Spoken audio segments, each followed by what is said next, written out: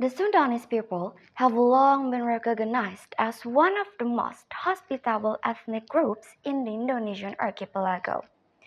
Their character, defined by openness, a ready smile, and a genuine warmth toward everyone, this goes beyond being purely performative. It is a genuine reflection of who they are. This is most evident in the instinctive use of the three magic words please, sorry, and thank you. Naturally, this invites us to wonder how did these habits become so deeply ingrained in their way of life? Well, this also has relatable things to silih asa, silih asi, and silih asu words. These principles are not merely decorative slogans, they represent a living philosophy that animates the Sundanese spirit. But before we delve further, Assalamualaikum warahmatullahi wabarakatuh. To my peers and all those watching, let us express our gratitude to God Almighty, for it is by His grace that we are granted health so we can appreciate the beauty of His creations. Speaking of Tatar Sunda, do you know how many Sundanese kingdoms have ever existed on our nations?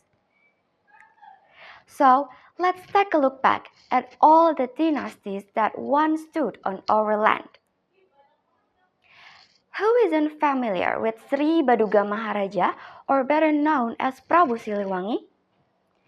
He was the formidable king who led the Pajajaran kingdom into its golden age, a period renowned for its economic prosperity, political stability, and the overall well-being of his people.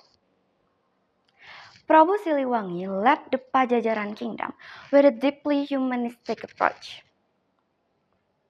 By prioritizing peace over war, visiting villages personally, and removing taxes for certain areas, he created a stable society where people were truly loyal to him. As a protective leader, the king successfully combined his power with kindness, making sure that everyone, from nobles to commoners, felt safe and secured under the kingdom's protections. In terms of education and growth, this golden age was marked by the building of mandala or learning centers that were open to all. These centers trained experts in various fields like medicine and farming, and this progress also went hand in hand with a rise in literacy through ancient texts like Sang Hyang Siksa Kandang Karesian, which served as a guide for ethics and professional life. Along with this intellectual growth, he also established a vital infrastructure from strategic road to sophisticated defense system around the capital. These developments were more than mere physical structures. They were the essential pillars of a secure and prosperous society. This seamless balance between heart-centered leadership and the intellectual growth becoming the true foundation of Pajajaran's greatness. In a modern perspective, this concept was manifested through the Sundanese tribal virtues, or silih asa, silih asi, and silih asu words. The implementation of Sundanese tribal virtues during Prabu Siliwangi's reign can be seen as follows. The first one is silih asa. Prabu Siliwangi prioritized intellectual advancement by facilitating access to education for both commoners and the nobility. The second one is silih asi. He removed the barriers between the nobility and the common people with a deeply humanistic approach. Prabu Siliwangi was known as a leader who did not hesitate to visit villages personally just to ensure the well-being of his citizens.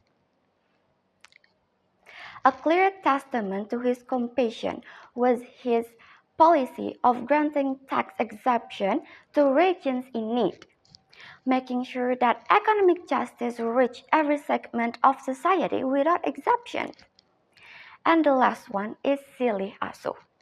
As a king, he acts as a primary guardian. This role guaranteed that every citizen must feel secure and safe under the kingdom protection, establishing a sense of order rooted in mutual commitment to care between the ruler and the ruled. By prioritizing equity and empathy, this leadership style brings success and security because everyone shared the same visions. History reveals that the Sundanese tribal virtues, Silih Asa, Silih Asi, and Silih Asu, was practiced centuries ago by the kingdom of Pajajaran. These noble values must not remain mere relics of the past.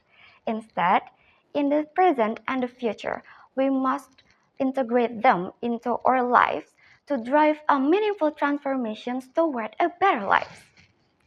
In closing, I would like to say thank you very much to all the viewers and the listener who waited until the very end. I'm Naissalma and has been an honor to speak before you. Wassalamualaikum warahmatullahi wabarakatuh.